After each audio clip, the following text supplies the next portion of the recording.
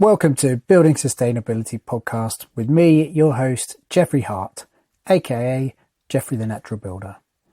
Every fortnight, join me as I talk to designers, builders, makers, dreamers and doers, exploring the wide world of sustainability in the built environment by talking to wonderful people who are doing excellent things. Hello and welcome to episode 70 of Building Sustainability Podcast. This week, I am delighted to bring you two conversations with Sigi Koko. Sigi Koko is a name synonymous with natural buildings, and anyone who has been in the Talking Natural Homes Facebook group will have no doubt seen her work and also seen her tirelessly answering questions. Sigi is an architectural designer and natural builder who loves to get her hands in the mud and teach oh so many people the joys of natural building. We actually talked for a solid 2 hours, and honestly, I still had a page of questions left. So I had so much to talk about with Sigi, and it was an absolute delight. So I've divided these podcasts into two nice hour-long chunks. This episode is kind of a background and really focused on the design process, how she goes about getting from the initial client meeting to a design on paper. The next episode, 71, focuses a bit more on materials. We talk about the myths in natural building and also women in construction. Before we get into the podcast, there's a little bit of podcast updates. Firstly, if this is your first time listening, make sure you hit the subscribe button and head back and have a listen to some of the other episodes. It's full of natural building goodness and great design tips. I've been sent a fantastic opportunity by Timber Development UK. They are running a design challenge. You'll be designing a real life building with a budget of £1.6 to £1.9 million. So let me read you the blurb.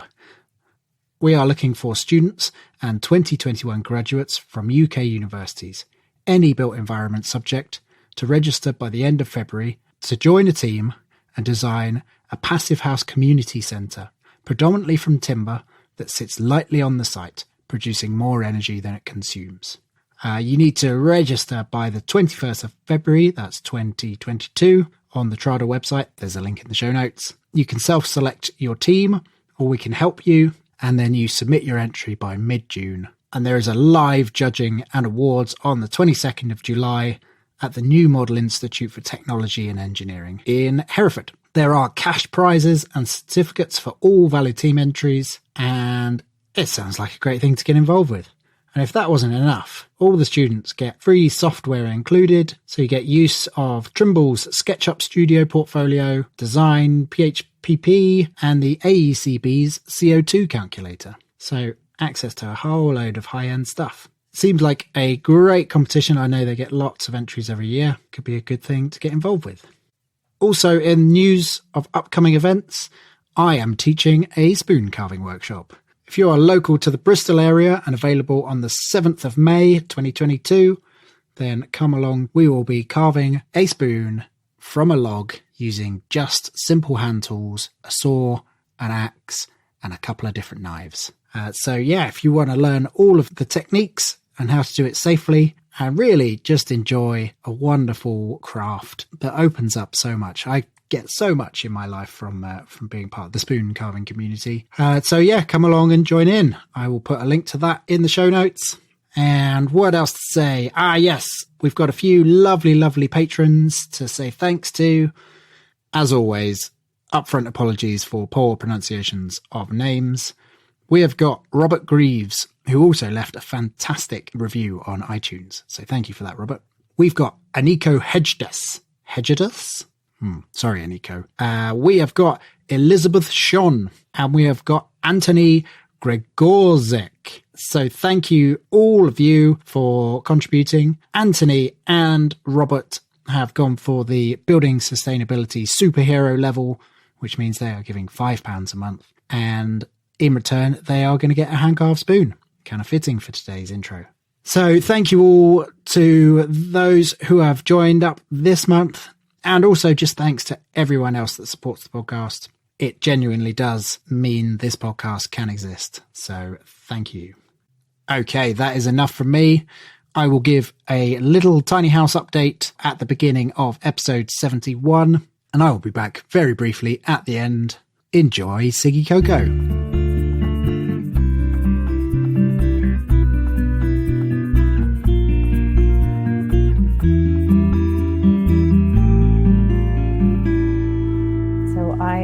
Sigi Koko. I am an architectural designer, and I design exclusively natural buildings, and I've been doing that for almost 25 years. Great. And where are you based? I am in the United States, and I live in Pennsylvania, which is sort of East Coast US, but I work throughout the whole region of the East Coast. Do you know what? Until quite recently, I didn't actually realize you were an architectural designer. I thought you were just a builder, because I think most of the things I'd seen were things you'd built.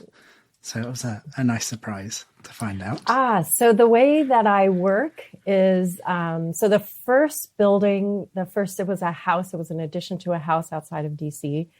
And I realized, so I had these drawings, and then I knew a lot about natural building, but when I tried to hand them to someone, they were like, straw bale wall? What does that mean? So I instantly realized that A, I need to be hands-on, and B, I need to teach.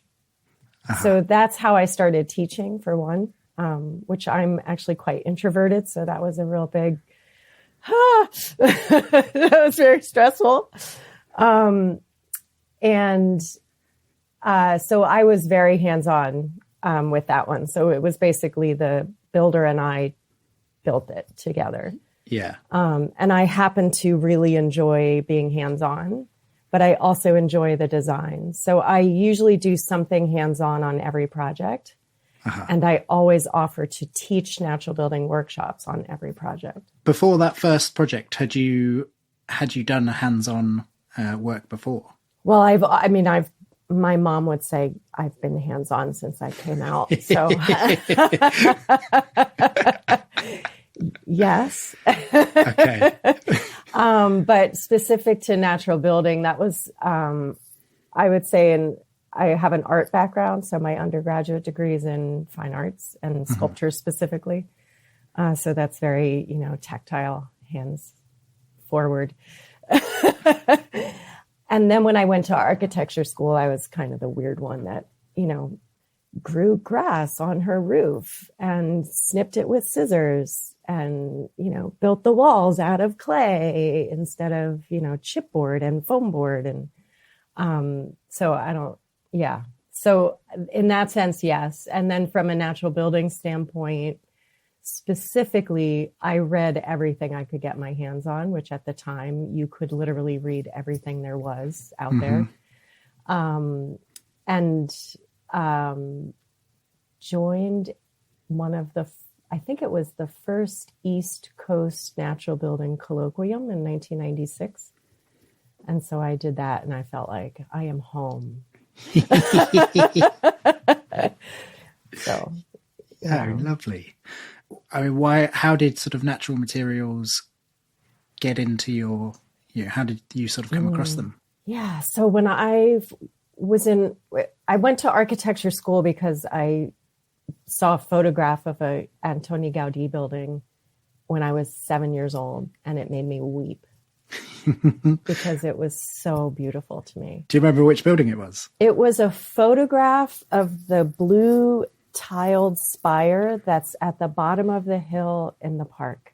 Mm-hmm. The Park Grill. Yeah. I think I know the one. Yeah. Yeah. Yeah. And it was just the spire. And I was like, that's what I want to do. I want to build buildings that make people cry. And so from 7, I was like, architect. And then when I finally went to architecture school, I had in the first year, I had a professor who was teaching sort of world history of architecture.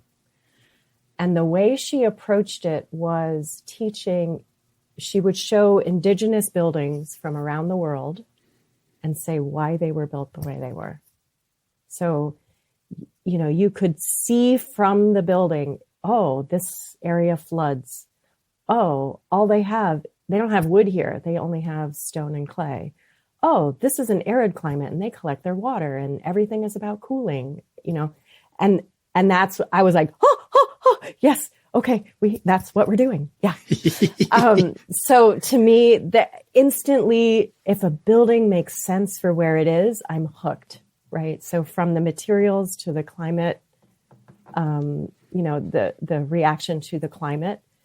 Yeah. So to me, that was the most logical thing I had come across. And so to me, that's natural building. Yeah, I fully agree. Was that quite a sort of revolutionary concept when you were at school? Was that, it sounds like you sort of said you were the one trimming the grass on your roof. So other people weren't as inspired by the vernacular design. No. I think that it touched me. I mean, she teaches that every year.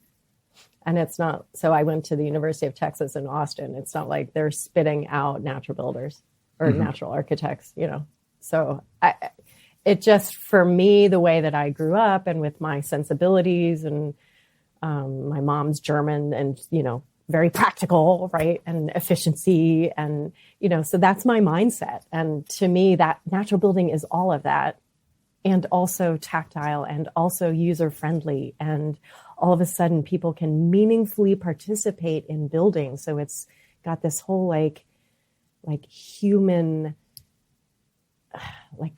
humanitarian for one, but also like this human interaction that cannot happen with conventional construction unless you have a particular skill set, which is not most people. Mm-hmm. And so if all of a sudden the person, like their kids can participate in construction meaningfully, build walls, right? That's a paradigm shift, right? And I don't think everyone looks for that. So I think when I was in school and I was touched by that, that's about, who I am and how I grew up, not necessarily about the schooling, right? It just happens to be that was the one piece that sent me off in this direction, right? So yeah, I don't know. It feels to me like sort of society is moving away from kids playing in the dirt and getting hands on. And do you agree with that? I'm not sure. I feel like there's so I have taught, for example, I have gone to schools and like the whole 6th grade class builds a bench, and they all each class cycles through over 2 days, Yeah. And they all participate, and they usually at least one kid is like, wait, your job is to play in the mud. And their head explodes that's possible, So it's not like any of them go, I can't touch, I think in all the years I've taught kids, I've had one person who didn't like to touch mud. Right. And that was because they had a touch sensibility. Right. So I don't know. I think that's come from, some friends of mine teach sort of art, and they go around and, teach art. And they said that sometimes they go into schools and, people they don't want to get mucky. They don't want to kind of really get involved, and they're quite standoffish. Maybe that's a particular group they were teaching, and not I've just extrapolated that to be, that's how kids are now. Yeah. And it may be cycling back, right? So maybe there was a period of time, I feel like there's sort of cyclical parenting.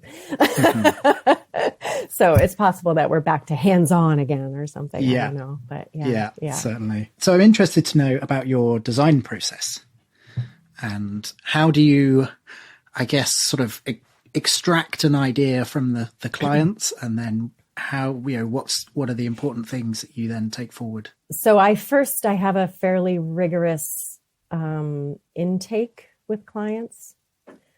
It's important to me that I connect with someone. So you're kind of interviewing them. Yeah. I had a client once who near the end of our design process together, she said, I just have to tell you, I thought we were interviewing you at that first meeting, but now I realize you were interviewing us too. And I was like,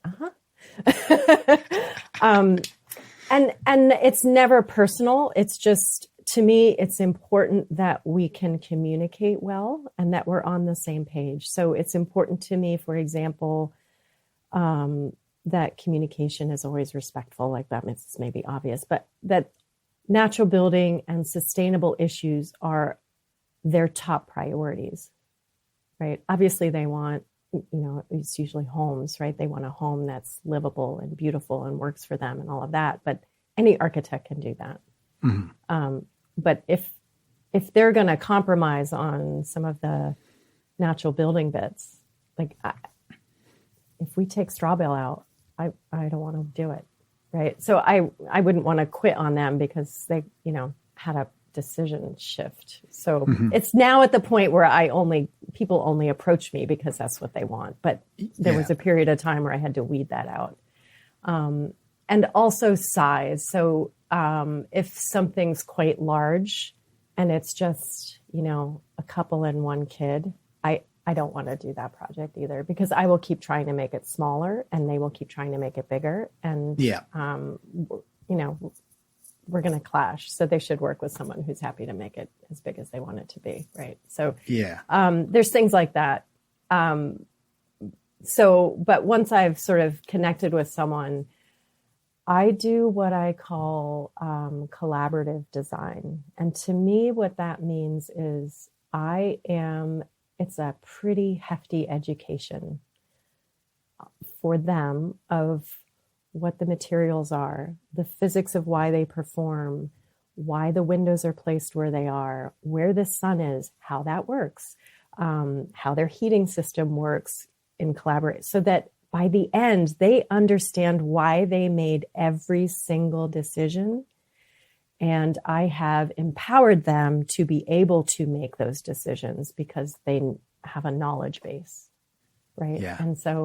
And then by the end, when people come and see their house, they can explain it, which is also cool to me, right? Yes. Yeah. So it's probably more intense than most architects do. I usually do, for small projects, it's about 8 meetings, and for larger projects, it's 11 meetings. And I, we sort of, the beginning is always concept, right? And I always give them at least 3 to 5 different ideas so that we're not just taking one idea and editing the heck out of it, right? Uh-huh. If they have multiple ideas, they can react. Oh, I hadn't thought of that. Or, oh, what if we do this and this over here, and combine, right? So they feel free to express what works and what doesn't more if they have more ideas, because nothing is precious now. Mm-hmm. So I assume sort of quite early on, those are quite quick, loose kind of ideas, not too detailed. Right. I think that's a really big thing. I mean, I studied product design, and that it was so difficult not to just follow your first idea, because you played with it in your head and then you went, yeah, it's brilliant. And so to force yourself out of that and to introduce clients to different ideas is really, really important. Mm-hmm. And what I find actually is 2 is easy. And then often the third one's harder, but the third one is, once it cracks, it's almost always better. And it almost always opens up a 4th one, right? Yeah. So once you get past that sort of preciousness, it cracks open of what the possibilities are. Uh-huh. Yeah. This house is mine, and I designed it. Nice. And it's a tiny house, it's small, but I was deliberate in my design process that I just sort of threw in random ideas. What if this? What if that? What if the bedroom was downstairs? What if, deliberately trying to shake up my design process, just so that I didn't stick to that one first thought. Perfect. Yeah, that's brilliant. Exactly. That is, yeah. Because you don't know until you draw it, right? If you're always holding it just in your head, it's hard to move the parts around, right? But if you sketch it out different ways, you see where the tight points are and you see why something does or doesn't work and what the possibilities are. So Yes. Brilliant. Yeah. Exactly. Very well done. Nice. Oh, thank you. I didn't come here to be gratified, I guess, but thanks. Is your tiny house mobile? It is, yes. Yeah. So you have the whole like weight issue. Oh my goodness, yes, I do. Well, that's a thing that I've never ever considered while building. Generally it's kind of more mass is better, and thinking in that sort of terms, and then to have a spreadsheet of the weights of everything, and well, if I have this, then I have to sacrifice that because weight. It's a very interesting challenge. Is it one have you ever done tiny houses? No, but I have the daughter of one of my clients is going down that road, and she asked me to help her. So I'm going to try to support her in that right now. So yeah, she's right now making the decision if she's going to do something that's roadworthy and consider all the weights of everything, or, straw bale clay and then it'll sit one place. Yeah. Yes. Yeah. Deciding whether you're going to get itchy feet and move on later. Because I mean, for me, I feel like I'm settled here, but I have that nagging, but what if, you don't know the future. Right. So, nice. But anyway, we're sidetracking and talking about me. Sorry. So what are the sort of the questions that you're asking your clients? What is it you're trying to get out of them in those sort of early meetings? So I give them homework before we even begin, right? And we review that homework before I've taken any money from them, before we have a contract, right? Anything. And there's sort of 3 parts to the homework, but I let them do whichever 1, 2, or 3 that they want. Because different people are comfortable communicating in different ways. So the one that most people do is collecting images. And, I tell them, like, don't think too hard about it. If it moves you, collect it, and then we'll figure out why it moves you later. And what I do with the images is it's almost never one particular image. It's always the thread that carries through the images, right? So, like 2 quick examples. I had one client who a healthy over 50% of the photos were bathrooms. Right. And they all had blue tile. And I was like, well, I know what tile we're doing in the bathroom. And obviously your bathroom is really important to you. So, right? Because if half her photos were the bathroom, we're going to spend some time designing the perfect bathroom, right? And then I had another client who every single photo was visible wood structure, left natural state, so just oiled, with white plaster, like hand plastered, every single photo.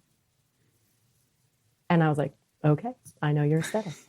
Right. And so, I mean, those are easy ones, but you're kind of looking at the threads that people carry through. And sometimes it's sort of the quality of light, or sometimes something quite specific, like a big fireplace or something like that. Yeah. But, it's usually a feeling that is evoked, that is a thread. Yeah. And then I tell them that back, right? So the whole point of reviewing it with them is I tell them what I see. And if I'm off base, I say, don't work with me because I don't get you.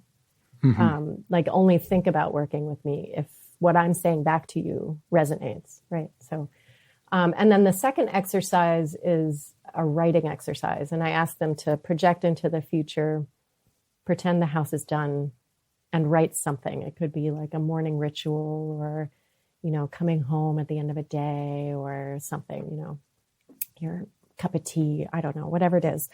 And many people don't do that because they're afraid of exposing writing to other people, right? There's that fear.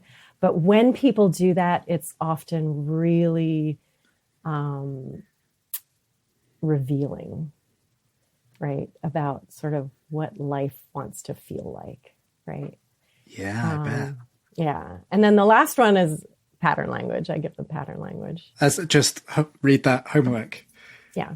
I mean, I tell them to get it from a library, and I say, read the list of patterns first and just write down the ones and then go read them. And Yeah. and about a third of people do that one. Yeah. And then I give them an option to do, there's another book called Patterns of Home that is sort of distills the pattern language into sort of 10 patterns, and they're visual. So it's a little, so if somebody's more visual, then, because pattern language is very intimidating book. Yes. Yeah. And so that one also sort of just, it clarifies, okay, these are our really important things that are no-brainers and, deal breaker. Yeah. And then once we start designing together, so then I distill that into just like a 2-page document and send it back to them as sort of, this is now our vision bullet list of things that we're going for. And some of them are, a bedroom that fits a king bed, or whatever. But some of them are the quality of light is important, and connecting inside and outside so that you feel like you're outside in winter when you're stuck inside, So it can be either experiential or functional, right? Yeah. And then we're both on the same page of what we're shooting for. And then it always begins with relationships as spaces, right? So, is it important that the bedroom is upstairs or downstairs? Is it important that when you first walk in the house, what room are you in, right? Interesting. Yeah. You come in through a vestibule, you hang your coat up, you take your boots off or whatever, and you step inside. Are you in the kitchen? Are you between the rooms? Is it all open? Right. So things like that. And then it starts to get more and more nitpicky as you go. Right. Yeah. Oh, fantastic. I like that. I really like the, that second exercise, the kind of imagining yourself in the space. Have you read Rob Hopkins' book? No. It's called From What Is to What If, and it's based on how to sort of solving the climate crisis by using imagination. And he does an exercise which is, imagine yourself in 15 years' time, we've solved climate crisis. Now look around. What does the world look like? And it's sort of removing those barriers of what we already know and the sort of tram lines that we're stuck in, and and letting you imagine all the wonderful things. So, I don't hear any traffic, and you're sort of actually in that place, feeling it. Well, and it sounds like it lets you imagine something positive. So now that goal is desirable, as opposed to the fear of change, right? Yeah, So, absolutely. Yeah. Oh, that's lovely. Brilliant. I like that. So we touched on patterns there. Is that something you can talk a bit more about in terms of, for people that maybe haven't read pattern language? So pattern language was a thesis project from some students at University of California in Davis that got kind of out of control and turned into a book, and then a book series. And then a religion, I think. And then a religion. Yeah, it's definitely my religion. And what their goal was to explain why when you step into a space, it feels the way it does. And literally break that down into specifics. So there's this whole psychology of architecture. So some architecture is meant to intimidate you, right? And some architecture is meant to embrace you, right? And as two just gross examples, so when there's a grand staircase and a huge door and pillars that are 2 stories tall, like that house is meant to make you uncomfortable before you ever knock on the door, right? Yeah. You are less than, right? Versus, an intimate porch that 3 people can stand on, and a little bench for you to sit down, and a small window where you can see the person and they can see you before you have ever opened the door. And then space when you walk in for you to know where to put your coat. It's a hook. It's not a closet that you have to now open their doors, right? So there's this architecture of welcome into my home, and an architecture of, and I'm just making them extreme, but of course, yeah, right. And they tried to articulate what those pieces are quite specifically, right? And then the way the book is laid out is you don't necessarily read it linearly. I did because I was obsessed, but that's not really the point of the book. It's meant to be experienced as a web, is how I think about it, right? So the very beginning just has a list of all the patterns, right? It's just one phrase, right? So it could be, light from above. And you don't know what that means necessarily, but, or couples realm. Oh, well, what's that, right? And then you read through them, and just, if it's intriguing to you, write it down. Mm-hmm. Now go read it. And each one has, 2 to 3, sometimes a little bit more pages, that explains, what does light from above mean? How does it make you feel? How does it create? What type of space does it create? If there's an energy impact, it might say that, right? So if it has to do with passive solar, right, it might talk about that a little bit. Yeah.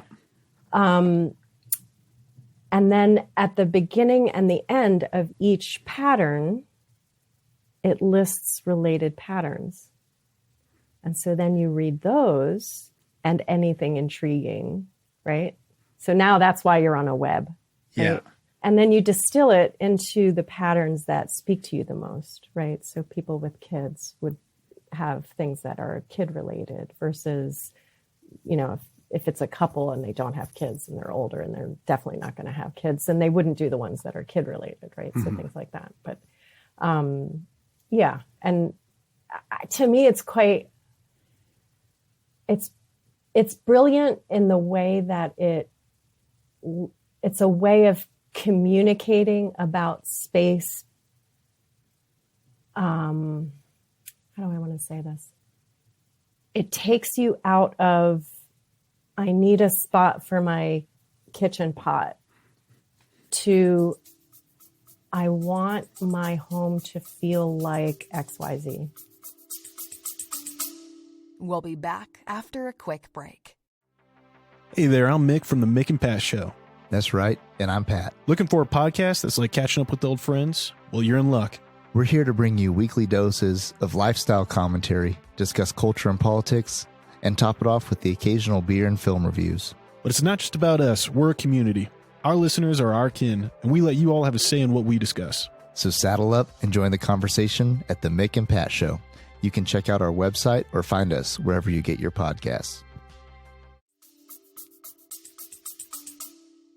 Okay, so away from practicalities and more into feelings. Yeah, the experience you have, right? So sitting in a corner in the winter with the sun streaming on your face, right? That sounds nice. Right? And you don't necessarily know what's in the room, right? Or where things are organized, right? And you do that too. But those are the things people are comfortable telling you, right? Yeah. I have this many clothes, right? This is my kitchen. This is what I need room for in the kitchen, right? That's easy and easy to solve for. But what do you want it to feel like every day? And how do you elicit that from someone? That's what pattern language opens up, right? Is that whole conversation. Uh-huh. Are any of the patterns, it's been a while since I've read it, but are any of the patterns kind of negative? Are they, do they describe feelings of discomfort? Because I always think of it as, always creating cozy spaces. I think they talk about, I don't know, actually. I haven't like gone through each pattern in a really long time, but my memory of it is that it will talk about why something, if you do the opposite, why that feels the way it does. But it doesn't, Right. I don't think there's necessarily, if you want to off-put people, I don't think it does that. Yeah. Okay. I think the whole goal, and there was a community in Davis, California the whole community was built based on pattern language. And since it was built, it has been fully occupied. And when someone sells the house, it sells within a day. Right. So yeah. And so the whole goal was to create spaces that are universally warm and inviting and livable and comfortable. Right. So yeah. I was reading something the other day. She was talking about how she grew up in England, and there's lots of very thick walled houses, and so and that she then moved to the States, and she was saying in the States people don't understand like the sitting in the window nook and sort of looking out, because they're generally sort of sitting in big sort of cuboid boxes with very thin walls. And so the pattern language always sort of brings to mind little spaces that are quirky and might not be found in a very conventional 4x2 8x4 sheet house. Yeah, absolutely. Yeah. And then I think at least, I don't know how it works in the UK, but in the United States, for the most part, there is a disconnect between who builds the home and who is going to live there. And radical disconnect. A builder or a developer builds the home, and their goals are profit, right? So what is the least I can spend to make it look like they should pay the most? Right? They don't care about energy efficiency. They're never going to pay an energy bill, right? They care that it looks grand enough that someone thinks it's expensive, and right? And the person living there has goals about energy efficiency and livability, and that the space feels good, right? And because of that disconnect, I think there's I don't know. I feel like that's the biggest issue, at least in the US, right? Is that if we brought that back together and let the people who will live there make decisions, right? I'm always working with people like that, but that is not the usual, right? Most people do not hire someone to design a home for them, right? Or figure out how to design a home themselves. That is not a normal thing, Yeah. So, I think if we close that disconnect, I think houses would look radically different here. Yes. Yes. And then there's that whole notion of, okay, well, let's design for resale. So I get that question sometimes, like, oh, well, we should do this because of resale. And I'm like, no, don't do that. And to me, and this is where the builders come in too, right? You're designing to this notion of what someone might want. Well, who is that person? It's this abstract, a fad? I don't describe who that person is. And it's a generic. It's not anyone. And now you're designing something specific to a generic that isn't anyone. Well, no one's going to respond to that, right?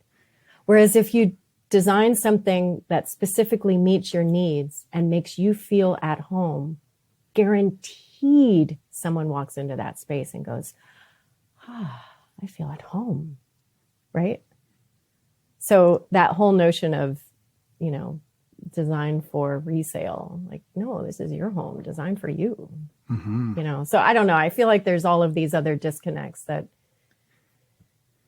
that put us in these sort of stick-framed, fragile homes that are boxy and, versus the owner-built homes. Is that most of your clients are they self-builders in the way that they're going to actually build it themselves, or are they just people that are having a home built for them? It's about a third, a third, a third. So about a third of the people want to like start to finish build their home. And the way that I work is I stay with them through construction. So they can call me, anyone working on their home can call me or email me anytime, and I will answer questions through all the way through construction. So they're never like just left hanging, right? So with an owner builder, there's always more dialogue, right? Yeah. And usually with them, if they've never built a home before, I tell them to get support. So work with a builder at least through framing. Yeah. Right. And then hire a plumber and hire an electrician. Right. So very good advice. Yeah. Right. And do the, focus on the natural building bits and all of that. The second third is this sort of hybrid where they want to do something, right? But they either don't have the time or they're intimidated. They don't want to sort of build their whole home. And so they will hire a builder and sometimes they'll just participate in a workshop, and then whatever doesn't get done through the workshop, they take it from there. So, they're they participate to some degree, but they're not taking on the whole thing. Yeah. And then about a third are, let the builder do it.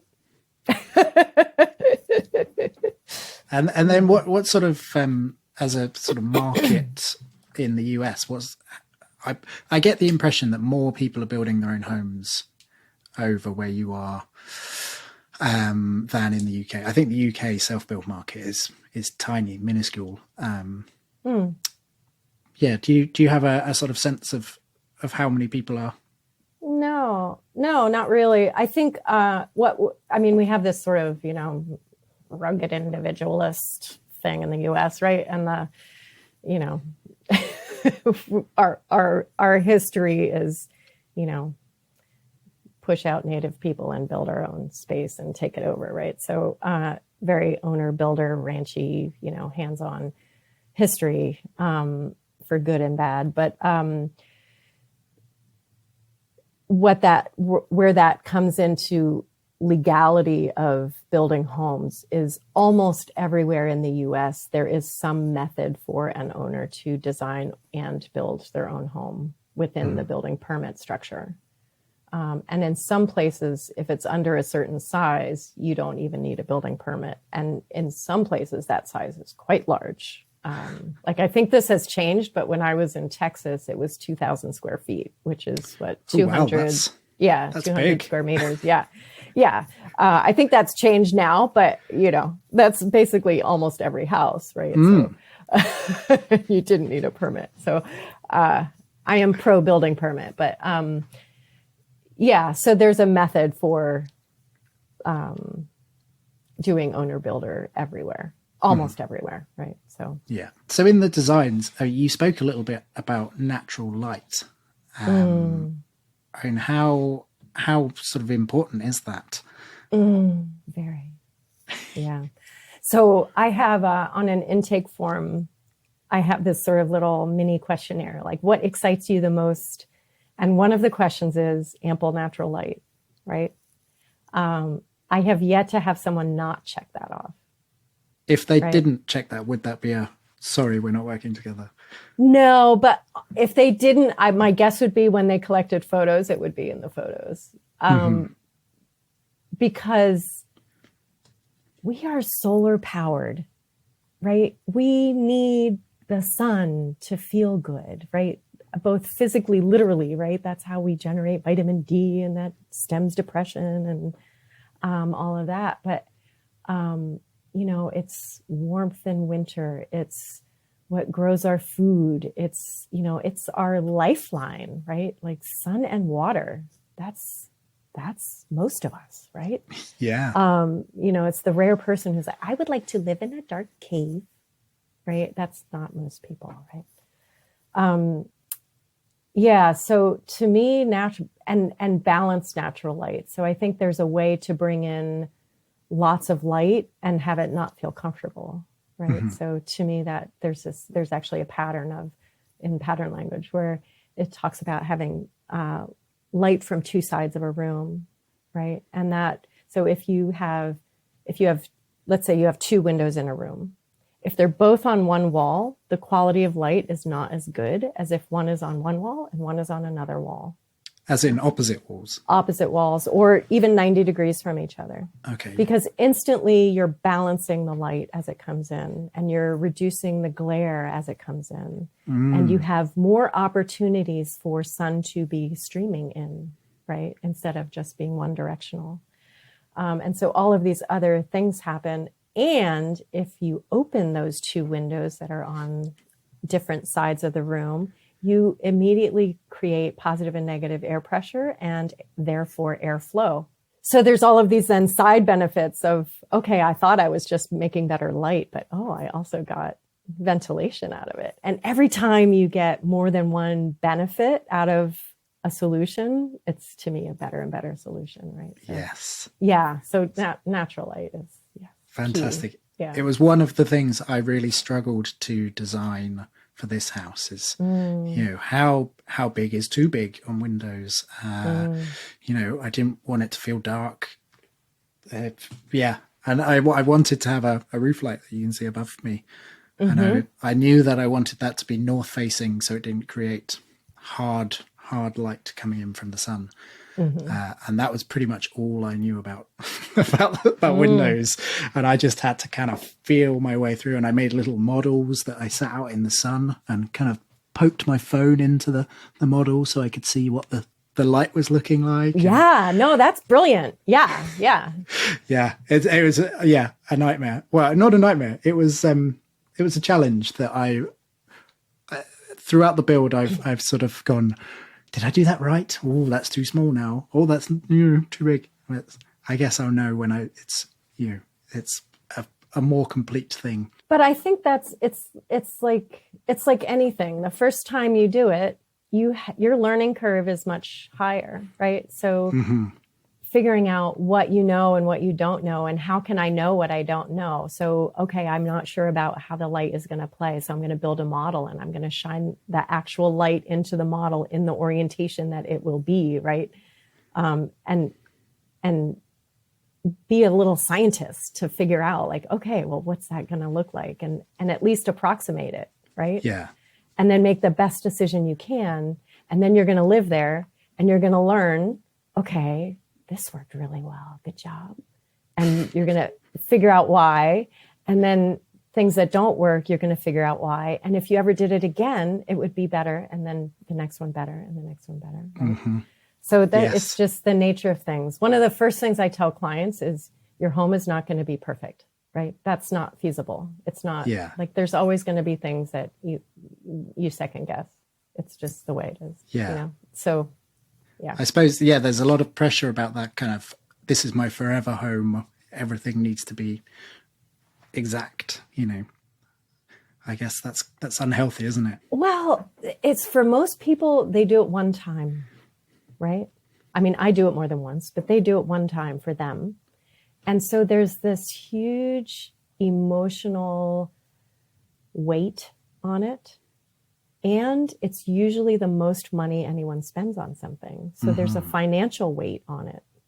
And you combine those two things, and it's this like volcano of, it has to be just right, And so we get close, but I always say let go of perfection, because that's not, That's good. There's a thing that I often think, and I've talked about on the podcast before, but I went to a Swedish museum about Viking longships, and they said that they always put one deliberate mistake in because they believed only the gods were perfect.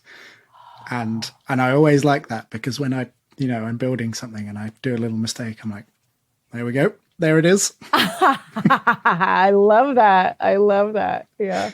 So biophilic design, is that something you're sort of consciously putting into buildings? Or do you think that just comes about with the materials? Yeah, I would it's something I love and something I'm inspired by, but it's unfair for me to say that it's conscious. Yeah. Okay. I mean, yeah, looking at your photos of the builds, I mean, there's lots of rich biophilic elements in there, you know, trees in the round and, you know, natural edge timber and, you know, beautiful things that, I mean, I trained in on the West Coast in Oregon, and you know, we always talked about, you know, this feeling of natural builds, and, you know, why do they feel so good? And then suddenly I discovered biophilic design just last year, and it was suddenly there's science behind that feeling, and, you know, there are studies and there's understanding. It's a wonderful thing to realize. Yeah, I would say that is more about sort of how my personal appreciation for materials. And, you know, I feel like in most cases, the less you do to manhandle them or woman handle them, the more they feel like what they were, right? So if a tree doesn't get hewn or milled and it can stay a tree, right? All of a sudden nature's in my home, right? Yeah. So, yeah, absolutely. Yeah, it's more from that piece of that sort of tactileness and just a respect for what nature gives us. Yeah. Oh, that's lovely. Are there any sort of red lines that you won't cross in terms of, you know, if a client says, I want this, it's definitely going to be in here? I guess in terms of design and maybe materials. There probably is, but I can't think of what that. I've never made a list. I mean, I try to minimize concrete, right? So right out of the gate, it's challenging to completely eliminate it here because the alternative is so expensive, or requires a very high skill set. So I just try to minimize it. So, you know, one can argue whether that's the right approach or wrong approach, but that's sort of my approach. Like if they wanted all the walls to be concrete, I think that, but I don't think they would come to me because that's not, you know, I think at this point they're weeding themselves out. Yes. They're not going to look at your body of work and say, I'd like that, but in concrete. Yeah, exactly. Yeah. So it's a hard question to answer because I'm sure yes, but I'm struggling to articulate it. Maybe I haven't had enough coffee yet, but. Well, I think maybe it's that it's sort of a question that asks you to focus on negativity, and I get the impression that's not the way you work. For the most part, yeah, that's true. Yeah. So yeah, there you go. Bad question from me. No, it's not a bad question. It's a good question. It's something I'm going to think about actually. So yeah, it's a good question. And then you've talked about a little bit there about efficiency in use. That I feel, when I was training in Oregon, I feel like if embodied energy was kind of held in slightly higher regard than efficiency in use, so kind of in-use energy. It felt like a lot of the focus was getting the closest natural materials, and that was good. This was 12 years ago, so it's, you know, I'm sure, you know, it's an ever moving goalpost. But how sort of conscious are you of creating efficient buildings? To me, the biggest energy association certainly for most natural buildings, but probably for most buildings, is how much energy do they use over time? Because that's an annual forever number. And you can, if it's like, say, the concrete, right? So if I'm saying yes to concrete, which a lot of natural builders will scream and pull their hair out, right? But I'm not doing concrete floors, right? It's just a grade beam, right? So there I am justifying it. But so there's a you know, definitely an embodied energy associated with that. And there's a huge CO2 footprint associated with that. So right out of the gate, I will use concrete that has 40% less cement in it, so fly ash and coal slag, so that we can offset some of that CO2 footprint. So trying to make better decisions about what that concrete is. And then once it's there, that impact is done. And now it gets amortized over the whole life of that building. Versus if I build something that requires, like it's all mass, and so it has no insulation, and it requires much more heating than it would, like, sure, you can get comfortable, but you're using a lot more to do it, and for more months of the year to do it. That is every year you have that, unless you go on vacation in winter, right? Or if you design something that in order to be comfortable, you need air conditioning instead of eliminating the need for air conditioning, right? That is every summer, right? So to me, it's not the only thing, but to me that I personally will hold that in slightly higher regard. But that said, I'm always looking for the material that is available from the building site first. Yeah. Right. So we dig the footer, we save that clay, we build the walls, we build the floor, we plaster the walls. Right. And that's always number one. And then, okay, then it stems out from there. So if somebody says, you know, I want a certain, I don't know, like I rarely use bamboo. I use like bamboo for stakes because we have it everywhere here. It's invasive, but bamboo products I rarely use, even though those are sort of touted as green, because almost all of them use formaldehyde glues, except for there's a product line that I think it comes out of Korea, but I could be wrong. But they're all from, for us, 6,000 miles away minimum. That's halfway around the world, right? So to me, I'm going to use that less often, or only if that's the one aesthetic that works for somebody, right? I will try to talk to them about, okay, so here's the impact that you're buying into. Are you okay with that, right? And even for us, Cork, right? So that's 3,000 miles away. Yeah. Right? Which is for us the same as California, but I also try to not, if I can bring in a recycled glass countertop from Brooklyn, which is, 200 miles away, I'm going to do that as opposed to California, which is 3,000 miles away. Right. So it's not that I ignore embodied energy and transportation. And to me, there's that whole life cycle of materials where you look at, what is the environmental impact of acquisition of the materials? And then, what is the manufacture and how far did it come? And is it safe to install? Does it promote a healthy home in every way? And then what happens to it at the end of its life, right? So that's always part of the conversation. And we have a whole meeting about materials with my clients, and I make them understand life cycle analysis because I'm cruel and heartless. So those things don't get ignored. But I also ask them to prioritize what's important to you. And then I am always holding that energy over time piece, and I won't let them stray from that.